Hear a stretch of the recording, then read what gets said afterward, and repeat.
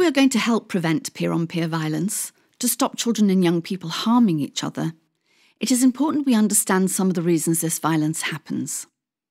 So we asked children and young people why they thought peer-on-peer violence happens.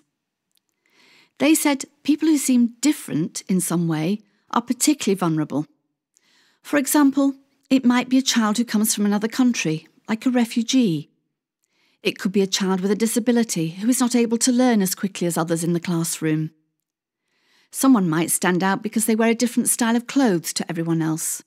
Or they just like to sit in a corner and read rather than go out to play with other children. Not accepting someone who is different can then result in some children and young people feeling superior and having a sense of power. This in turn can lead to aggressive behaviour towards those they consider less worthy or able. Children and young people also said they can be influenced by and copy the behaviour of adults. For example, if a sports coach is favouring some pupils and not others, this provides a bad role model. Maybe during class, the sports coach might say to someone who is very enthusiastic and sporty, "Hey Ryan, you did well in the basketball match today. I'm going to pick you to represent the school in the next competition match.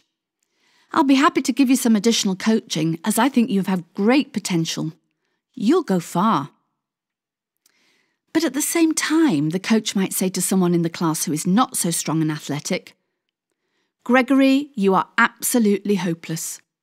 You need to lose some weight as you can't even run around the sports pitch without being out of breath.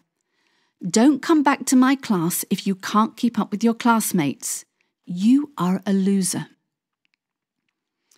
One day during the break time, Ryan turns to Gregory and starts prodding him and pushing him. Ryan taunts Gregory. He says, "Who is useless? Who is a loser? Go away. We don't want people like you around. You just let us all down." As weeks go by and Ryan is praised more and more by the sports coach, his sense of self-worth and superiority grows. One day, Ryan sees Gregory in the park. "Hey, you," says Ryan. "Come over here, now." Gregory is frightened and wants to run away, but knows it is useless as Ryan will easily catch him. Gregory reluctantly goes over to Ryan. "Well," says Ryan, "you didn't do what I told you. You didn't stay away from sports lessons, and because of that, you need punishing." Ryan punches Gregory in the stomach. Gregory falls over, and although he tries hard not to his dismay, he starts to cry. "You are a crybaby," says Ryan.